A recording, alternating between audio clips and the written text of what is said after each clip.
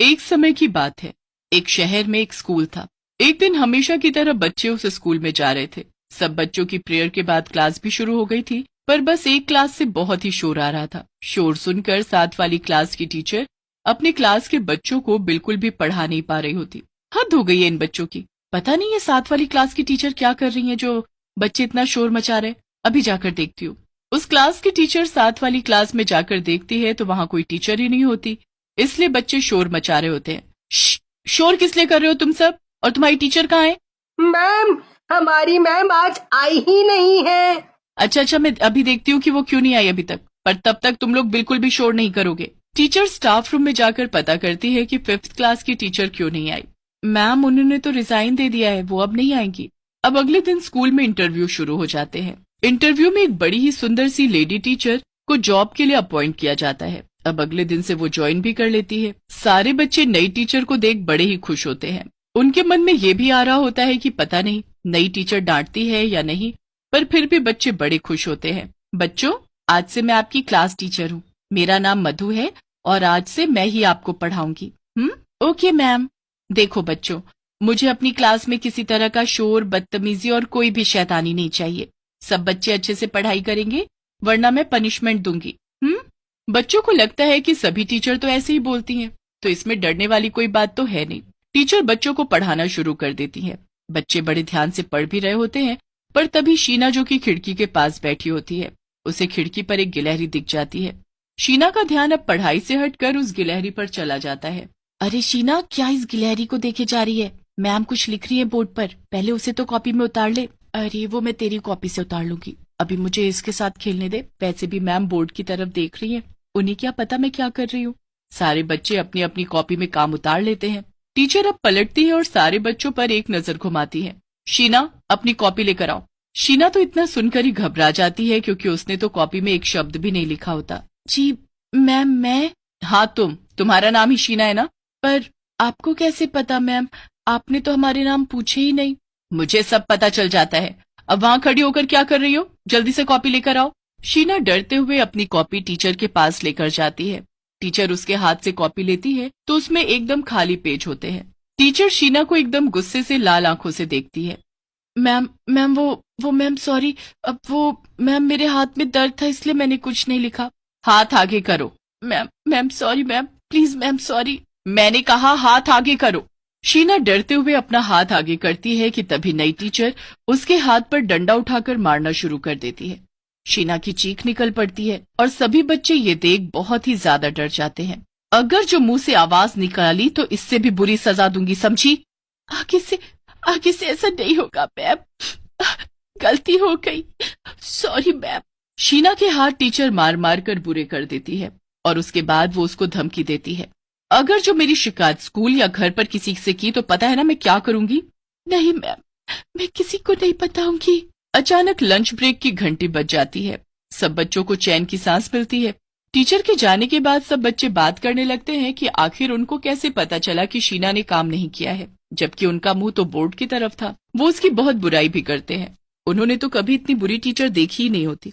अब मधु टीचर बाकी टीचर के साथ स्टाफ रूम में बैठ जाती है। अरे मैम, आप भी लंच करो ना हमारे साथ। नहीं, मुझे भूख नहीं है। इतना कहने के बाद मधु एक बोतल में से एक गिलास में दूध डालती है और उसी को एक सांस में पी जाती है। थोड़ा सा दूध टेबल पर गिर जाता है। मधु बिना सोचे उस गिरे हुए दूध को टेबल से चाट लेती है। ये देखकर बाकी टीचर हैरान ही रह जाती हैं। मधु को एकदम ख्याल आता है कि ये उसने क्या कर दिया। अरे वो मुझे लगा कोई पेपर गीला ना हो जाए। खैर मैं चलती हूँ, मुझे एक फोन करना है। मधु के जाने के बाद सब टीचर एक दूसरे से बातें करने लगती हैं। आपने देखा इसने भी क्या किया? अच्छी दिखने में ऐसी और हरकतें कैसी। अब दिखी इसकी असली पर्सनैलिटी। सब उस नई टीचर का बड़ा मजाक उड़ाती हैं, पर ये एक दिन की बात नहीं होती। हर रोज वो नई टीचर बस लंच में दूध ही पीती है। सबको ये बात बड़ी अजीब लगती है। नई टीचर किसी से कभी बात भी नहीं करती, वो बस अकेले रहती है और उसके चेहरे पर कोई मुस्कुराहट नहीं होती। एक दिन की बात है, जब हमेशा की तरह वो अपनी क्लास में बच्चों को पढ़ा रही होती है। राहुल उस दिन काम करके नहीं लाया होता और उसके डर के मारे हालत खराब हुई रहती है। वो सोचता है कि क्यों न वो चुपके से क्लास के बाहर चला जाए, क्योंकि अब मैम उसको बहुत गंदे तरीके से मारेंगे। इसी डर की वजह से वो ऐसा करने पर मजबूर हो जाता है और जब टीचर बोर्ड की तरफ देख रही होती है तभी वो क्लास से बाहर जाने लगता है, पर जो उसके बाद होता है, सारे बच्चों की सांसें ही अटक जाती हैं। नई टीचर का आधा शरीर नीचे से नागिन का बन चुका होता है और वो राहुल को अपनी पूंछ में लपेट लेती है। बचाओ बचाओ, ये तो चुड़ैल नागिन टीचर है। मैम मैम मुझे छोड़ दो, प्लीज मैम, प्लीज मुझे छोड़ दो। खबरदार जो मुंह से आवाज निकाली, पता है मेरे शरीर में कितना जहर है? अगर मैंने किसी को डस लिया ना तो वहीं तड़प तड़प कर मर जाओगे। तुम्हारी हिम्मत कैसे हुई मेरी क्लास से भागने की? एक तो काम नहीं किया और ऊपर से मेरी क्लास से भागने की जुर्रत की तुमने। अब तो तुम्हें अच्छी सजा मिलेगी। राहुल उस चुड़ैल नागिन टीचर की पूंछ से लिपटा हिल भी नहीं पा रहा होता। सारे बच्चे डर के मारे अपने अपने बेंच में छुपने लगते हैं। वो डर की वजह से चिल्ला भी नहीं पाते, पर इतने में चुड़ैल नागिन टीचर को बाहर से किसी दूसरी टीचर के आने की आहट होती है। खबरदार जो किसी के आगे कभी मेरे बारे में मुंह खोला, जिसने भी ऐसा किया तो मैं उसको डस लूंगी। एकदम से चुड़ैल नागिन टीचर अपने वापस पहले वाले सुंदर रूप में आ जाती है और तभी दूसरी टीचर भी वहां पहुंच जाती है। मैम आप अभी के अभी स्टाफ रूम में आ जाइए, प्रिंसिपल मैम ने कोई मीटिंग रखी है। ठीक है, मैं बस अभी आती हूँ, आप चलिए। चुड़ैल नागिन टीचर बच्चों को घूरती हुई वहां से दूसरी टीचर के साथ चली जाती है। उसके जाते ही राहुल जोर जोर से रोने लगता है। मैं कल से स्कूल नहीं आऊंगा, नहीं आऊंगा। राहुल तुम रो मत, वो हमारा कुछ नहीं करेगी। ऐसा होता तो हम में से कोई स्कूल नहीं आता, पर हम अपने मम्मी पापा को भी कुछ नहीं बता सकते और बिना मतलब वो हमारी छुट्टी भी नहीं होने देंगे। हाँ, और इस चुड़ैल नागिन टीचर को सब पहले से पता चल जाता है। हम कुछ नहीं कर सकते शीना, हम कुछ नहीं कर सकते।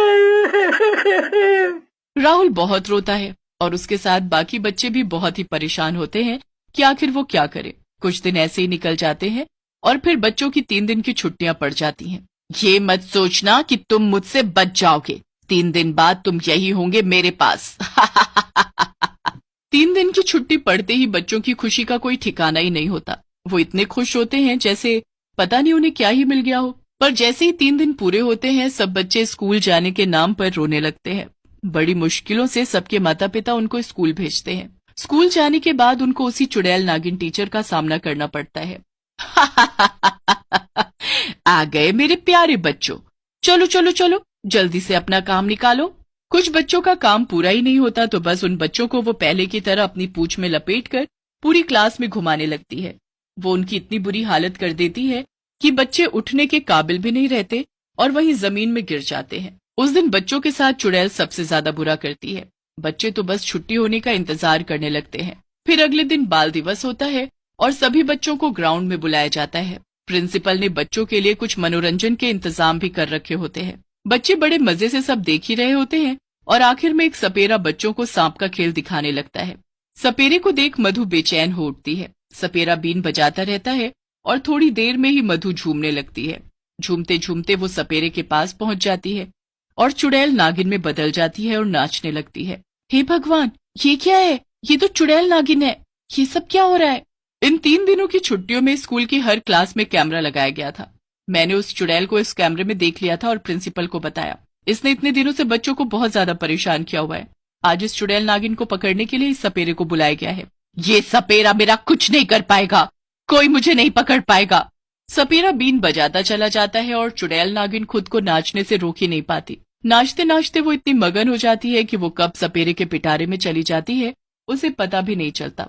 उसके आते ही सपेरा पिटारे के ढक्कन को जल्दी से बंद कर लेता है। निकालो मुझे बाहर।